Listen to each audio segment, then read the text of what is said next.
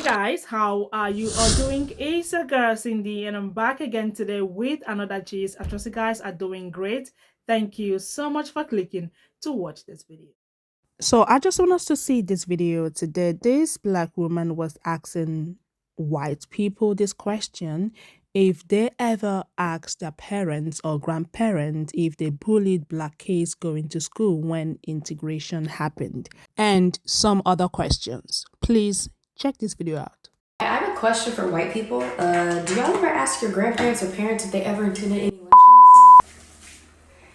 If they ever, I don't know, attacked black people at a diner, threw milkshakes at them?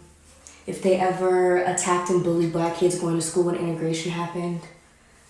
Because black people, we have the conversations with our family. We know what our parents and grandparents went through. But who was doing all that? If our people are still alive and they experienced it, who were the white people doing that to them? Because y'all love to act like that shit is so far removed from our current reality, from current times. But what happened to our family, the perpetrators could be in your house. So do y'all ask? I'm really curious. Do you ask? So trigger warning, I don't know how some of you are gonna see this video, but if you feel triggered, please click out. Now, I want to start by saying that this video is for educational purposes. It is not to bully anyone or harass anyone, but it's just to create awareness so we all can see and know what is happening on social media, especially on TikTok. Now, a lot of white people, staged this video literally sharing their stories. Obviously, they asked their grandparents and parents, and they have these stories to share. Please check them out. Some of y'all's getting on here lying, and some of your grandparents and great-grandparents has lied to you. Because if all of our ancestors got along with everybody, there wouldn't have been racism. So let me be one of the first to come on here and tell the truth about what I know or have heard about my ancestors. I know a lot of us love our grandparents, but that don't mean they're always telling us the truth about what happened when they were younger. I know that my biological grandfather on my mother's side was not a good person and was very racist. He would often tell my mom that she was not allowed to be friends or date black people. My mom met a black girl named Lynette, and they became fast friends. My mama was already getting bullied because of how poor her family was. Lynette was getting bullied because she was like one out of two black children in the school. The white girls would beat up my mom and Lynette just because they were friends. So when my mom came home with a busted lip and nose, her daddy told her that's what you get for being an N-word lover. He told her that she better go to school the next day and beat Lynette up, or he would come out and beat her in front of the whole school. Mama and Lynette did not fight, and they remained friends from there. I had a few family members who were in different wars. One of the people who abused me as a child admitted to abusing children where he was stationed. He blamed it on their parents because they were selling their children, like that made him any better. They would often brag about how they would torture the locals of where they were stationed just because they were a different race. Believe it or not, this has happened a lot with American soldiers. If y'all remember a few years ago, those soldiers got in trouble for taking pictures with corpses and people they held captive. I would also find out that I had relatives who were in the Klan. When I was little, we were playing at a relative's house when one of their children pulled out a Klan hoodie. When we asked what it was, we were told that it was passed down from generation to generation. That happened twice in my childhood. When I got older, I figured out what it was, and I just cannot even tell you the shame and guilt and embarrassment I felt for them doing that. I asked a relative later on why they were a part of the Klan, and they said to protect their family and protect our community. I said, protecting from who? It's mostly white people that commits crimes around here, and a lot of our family that has committed those crimes. But that just causes an argument because they don't want to see it that way. I would also find out that we were distant related to serial killer Pee Wee Gaskins. He was called the meanest man of South Carolina. Another big racist. No matter how bad my family's history is, my parents broke the cycle, and I continue to break the cycle. My other biological grandpa was no prize either. He was murdered during a poker game by his 13-year-old nephew. He too was a racist, abusive alcoholic. I'm just thankful that my parents broke the cycle, and I continue to break the cycle because we are not born racist. You're taught how to be racist. We're not born transphobic or homophobic. You're taught that. So it starts at home. Break the cycle. You control what you do. Break it.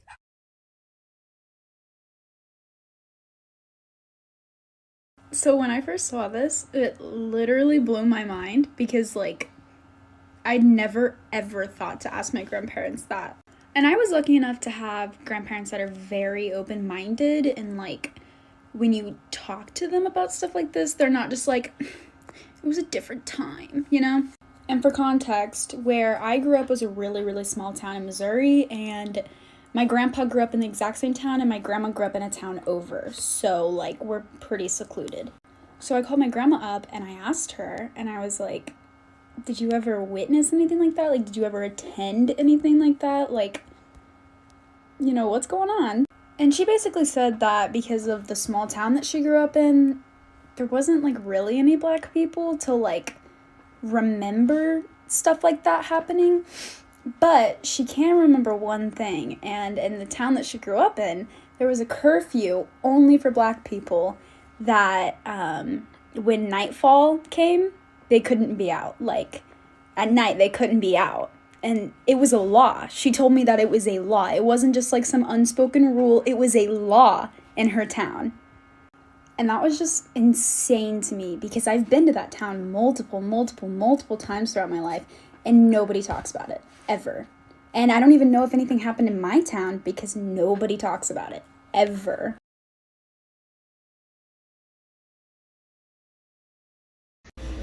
I want to shine a light on this because a lot of white people are deliberately dodging these conversations, and they're doing it by like excommunicating people like me that are the queer kids in their family that are not backing down from these challenges. Like, I have a grandmother that grew up on a farm in Tennessee. Like, there's no fucking way that that wasn't acquired with some kind of white privilege somewhere along the way. I have a younger brother that's a speech pathologist that works with trans youth but is afraid to even tell my parents because they're so racist and transphobic. But he won't excommunicate them or ask them any hard questions because he's going to get money from them somewhere along the way, and he's playing with their currency and their capital.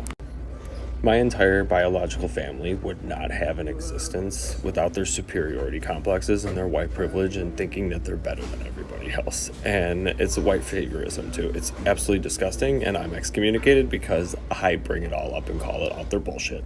White people, I'm gonna be honest, girl, this question just feels like you're fishing for gasoline to keep throwing on that racial hatred of a fire you have for white people inside of you. I could be wrong, I don't know. That's my opinion. That's how this is coming off as. I'm gonna throw a little dirt on that fire. Well, my grandfather was a coal miner, and not all coal miners were white. And my grandfather and his friends, who happened to be black, would walk every day to work. 12 miles there, 12 miles back. So at least they had company, but like, that's a long walk. Well, one day when my mom was 7, my grandfather got an old beat up car, and he got it to work. So he could drive to work now. Except he wasn't just driving himself, he was driving all his friends that used to walk with him so they could all spend more time with their family. Isn't that a nice story? I know that's not what you're looking for, but that's what I got. question for white. This is a really great question, and I encourage you to go listen to her entire post. I have no idea how people raised in overtly racist families would answer this question. My family was not overtly racist, so the issue didn't really come up. I mean, the question was never raised, and maybe it should have been. I remember one time in the 90s driving in a car with my grandfather, who was a preacher. We were riding through a predominantly black area of his hometown, and I was shocked when the N-word just rolled off of his lips like any other word. I remember my father, another preacher, telling a joke to another prominent white man in our church that was incredibly derogatory against black people. Those instances were rare, but they existed. Whether my ancestors would have been at lynchings or not, I don't know, but I'm going to act as if they would have been and work to heal it.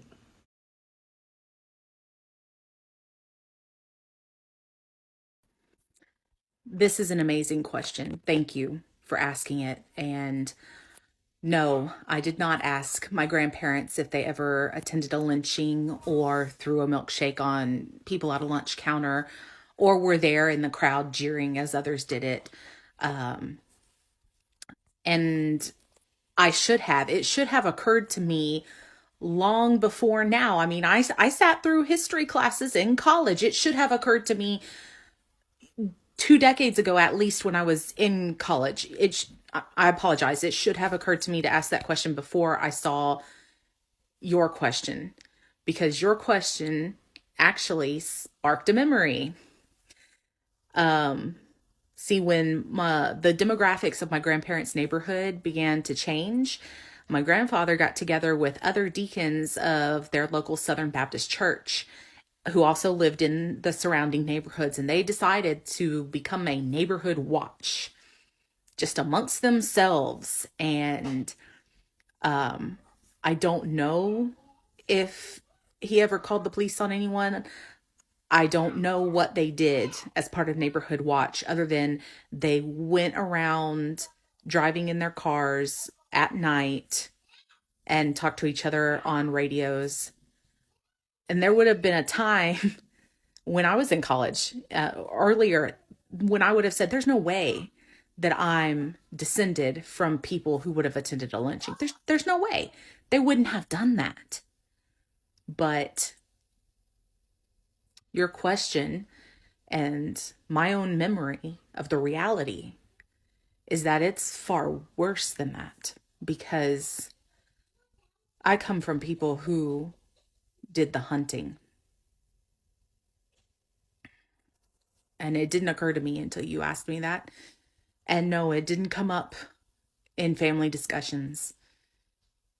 And you're right, it is not ancient history.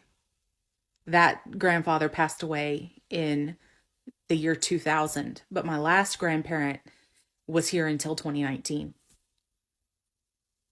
I have one parent still living. I have aunts and uncles who were also raised by these people. And we haven't had that discussion. And I'm sorry. That part is on me, because I should have made the realization earlier. And yes, I should have been having those conversations. We absolutely should have. White people, myself, with my family. And I didn't do that. And I'm sorry. I'm just going to go out on a limb and say the answer to this is probably going to be a resounding no. Why? Because one, it makes them uncomfortable to talk about anything in the past having to do with racism, because they're not their ancestors, remember? And two, they just lived in a different time. You have to excuse her. Common answer and argument for what their ancestors, grandparents did. And three, because talking about anything as far as racial injustice and white supremacy and dismantling the system was not trendy until we all saw George Floyd died. Before then, white people didn't care what we were going through. We've been in this fight. This is not new to us. This is not a trend to us, but to them, it's clout. So, I'm going to say no. I'm just going to go ahead and throw that out there. But if you're white and you have, I would love to hear it. Duet this. I would love to hear it. What'd they say? So hi, yeah, I have an answer for this.